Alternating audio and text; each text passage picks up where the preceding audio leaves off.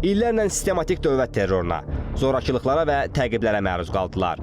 Tək istəkləri isə həyatlarını öz dini etiqadlarına uyğun layiqincə yaşamaqdır. Söhbət Hindistanın şimal-qərbində, Pəncab ştatında geniş yayılan Sikh icmasının nümayəndələrindən gedir. O icma ki, nə az nə çox 25 milyon üzvü bir arada toplayır. 1980-ci illərdə Sikhlərin 17 minədək üzvü sırf inancları səbəbindən qətlə yetirilib. 50 minədək üzvü isə bu taleyi yaşamamaq üçün yurdlarından didərgin düşüb.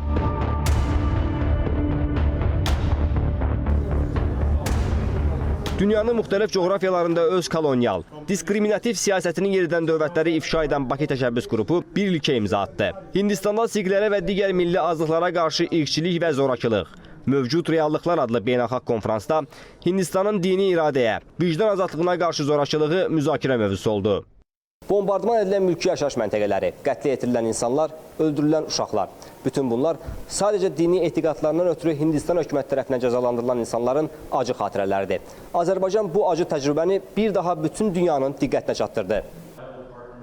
Konfransda Kanada, Böyük Britaniya və ABŞ-dən olan icma üzvləri 1980-1990-cı illərdə Pəncabda Sikh icmasının minlərlə üzvünün öldürülməsi, oğurlanması, məhkəmə prosesi keçirilmədən qondarma ittihamlarla qətlə yetirilməsi faktlarını qeyd etdilər.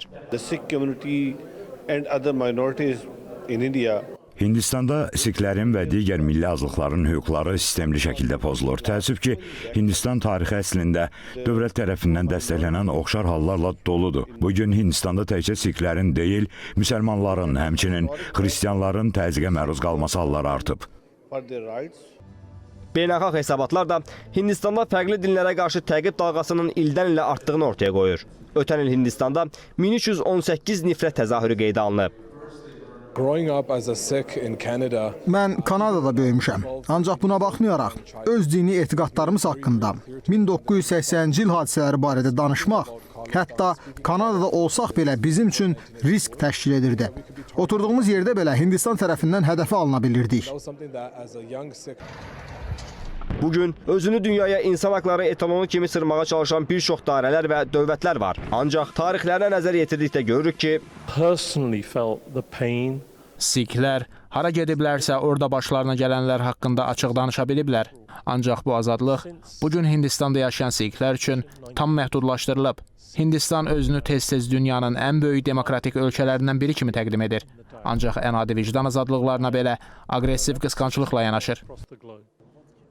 Bakı təşəbbüs qrupunun təqdim etdiyi platformada isə beynəlxalq və yerli qeyri-hökumət təşkilatlarının və akademik çevrələrin bu prosesdə rolu, onların hazırladığı hesabatların, hüquqi rəylərin və tövsiyələrin beynəlxalq qərar qəbul etmə mexanizmlərinə təsiri imkanları müzakirə edildi.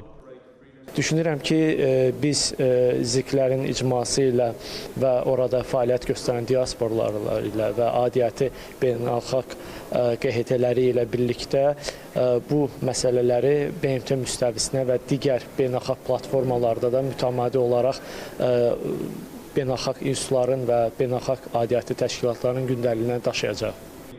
Konfransın sonunda beynəlxalq fəaliyyətə çağırış adlı yekun sənəd qəbul edildi.